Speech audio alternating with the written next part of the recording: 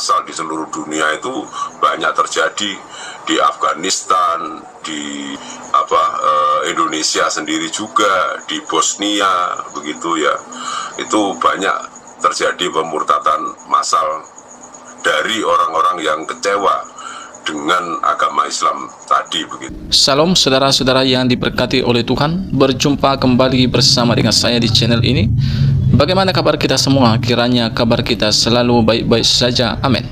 Saudara, video kali ini kita akan membagikan video cuplikan yang mana saudara diceritakan bahwa pemurtadan terhadap agama Islam itu semakin merajalela dan bahkan tidak tertolong.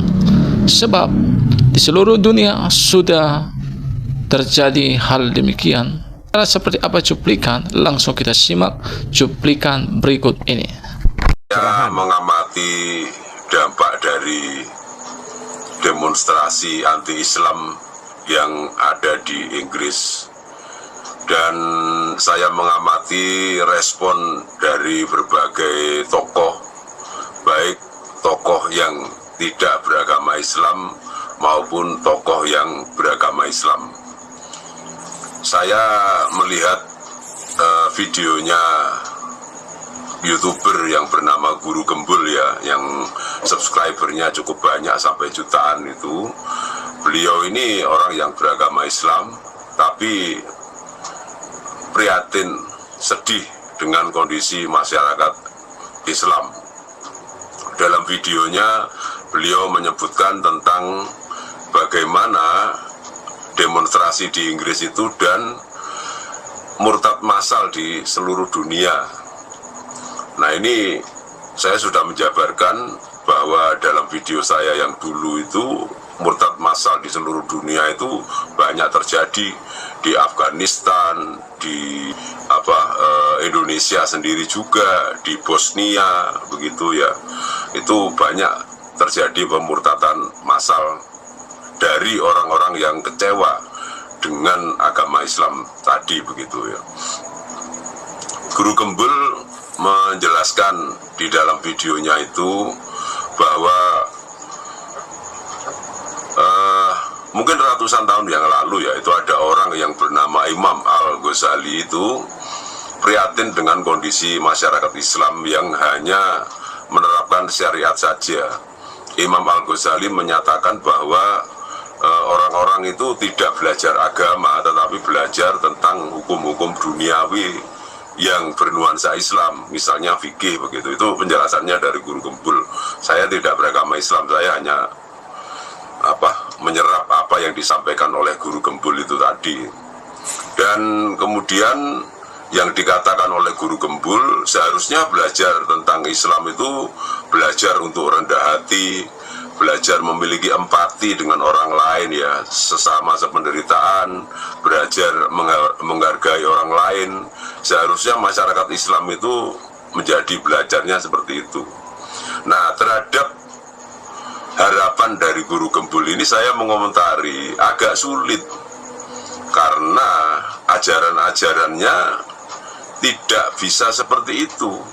Ajaran-ajarannya itu tidak bisa sampai harus rendah hati, kemudian harus memiliki empati terhadap orang lain, memiliki rasa penderitaan, tidak bisa.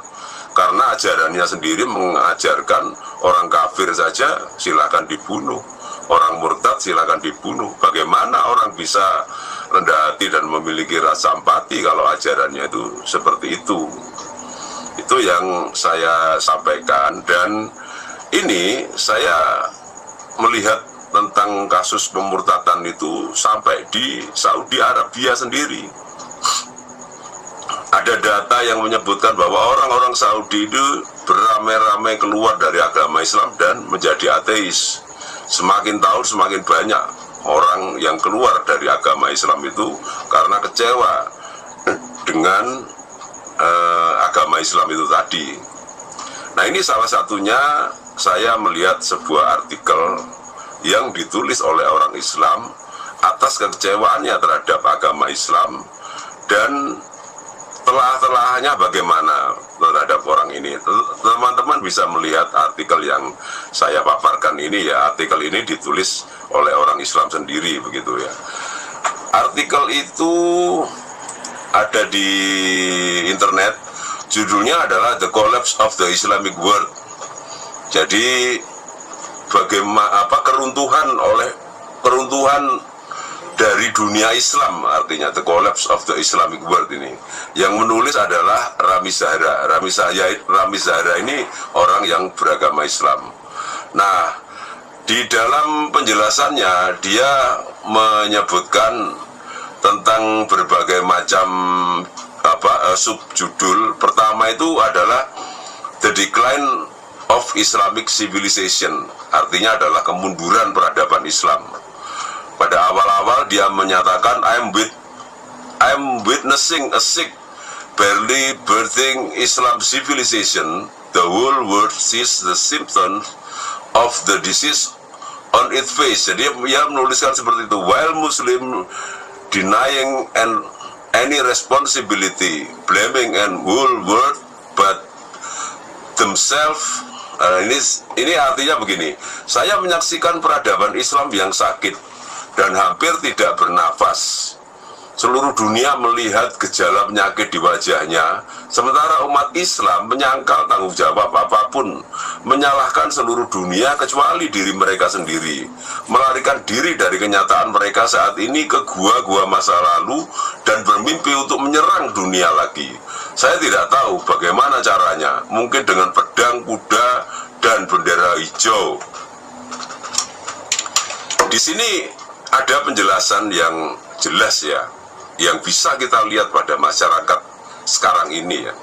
Seluruh dunia banyak yang menyatakan tentang anti-Islam, tapi orang-orang Islam sendiri tidak mau introspeksi dan mereka menyatakan bahwa orang-orang yang anti-Islam itu rasis kayak apa kayak Islamofobia kayak begitu, tidak mau introspeksi.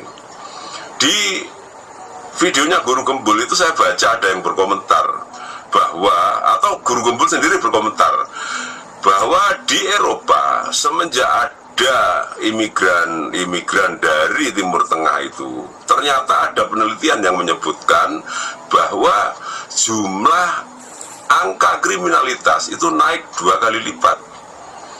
Nah, ini kan sebuah data yang tidak bisa disangkal dan dinyatakan bahwa mereka ini kurang pendidikan, kurang etika begitu. Itu yang disampaikan itu semacam itu.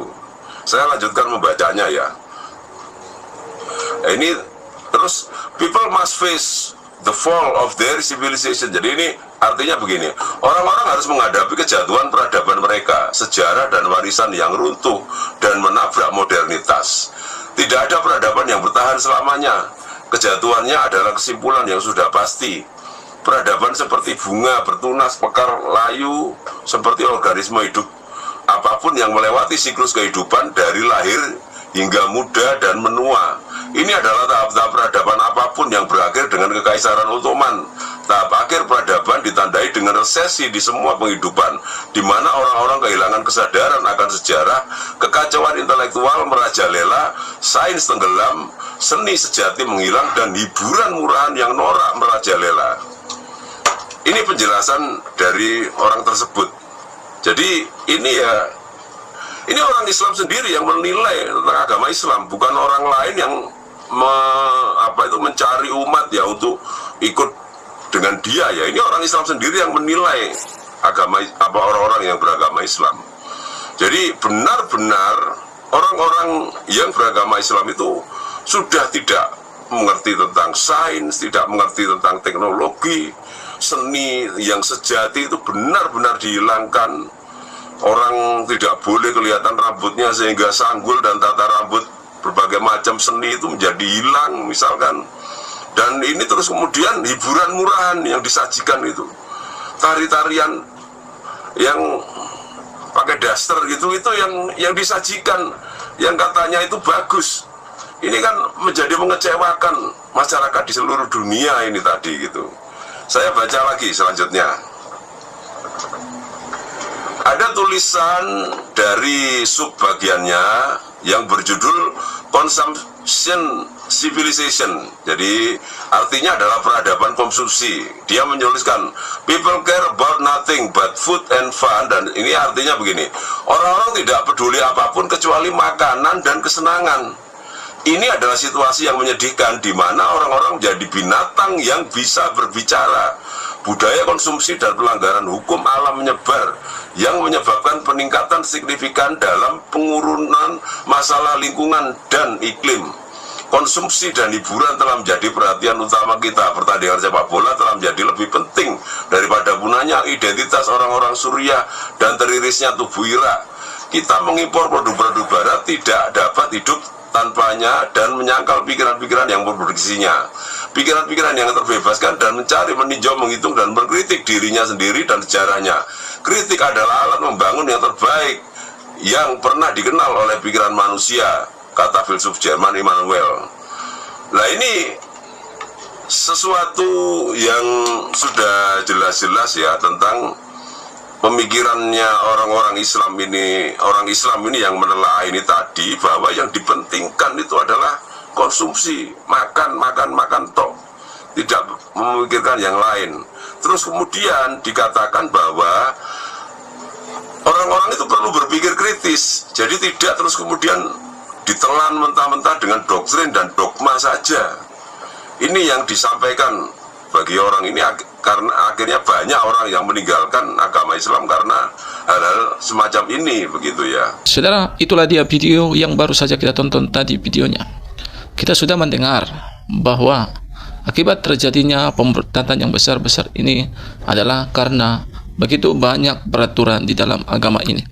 Bagaimana di dalam agama mereka, kalau orang-orang yang murtad maka mereka akan menerima hukum pancung, ya saudara-saudara.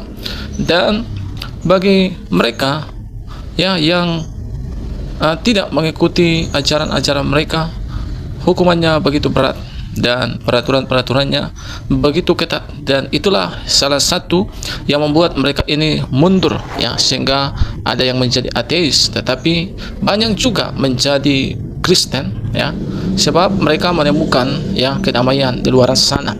Apalagi dalam kekristenan, ketika mereka masuk ke dalamnya, ketika mereka mendengar tentangnya, pasti mereka merasakan suatu kedamaian ya, sebab ajaran yang dibawa oleh Yesus Kristus adalah ajaran kasih, dan itu akan memberikan damai sejahtera dan akan memberikan sukacita kepada orang-orang tersebut. Itu sebabnya dunia, kita lihat di hari-hari ini, mereka rindu dan bahkan mereka datang kepada Kristus, dan pemurtadan yang besar-besar itu sedang terjadi saat ini. Dan memang itu telah dinubuatkan oleh Yesus lebih dari 2000 tahun yang lalu, bagaimana Injil tentang Yesus Kristus akan diberitakan ke seluruh dunia, ke seluruh bangsa-bangsa, dan setelah itu barulah dia akan datang. Saudara, jadi akan banyak nanti orang-orang yang murtad dan percaya kepada Yesus karena memang itu telah dinubuatkan. Ya teman-teman, biarlah kiranya kita sebagai orang-orang Kristen membawakan kabar baik itu sehingga setiap lidah boleh mengaku Yesus adalah Tuhan dan lutut bertelut menyembah Yesus. Dia adalah Allah yang benar, dan Tuhan yang benar pasti akan menuntun umat manusia ke jalan yang benar. Tuhan memberkati kita. Shalom.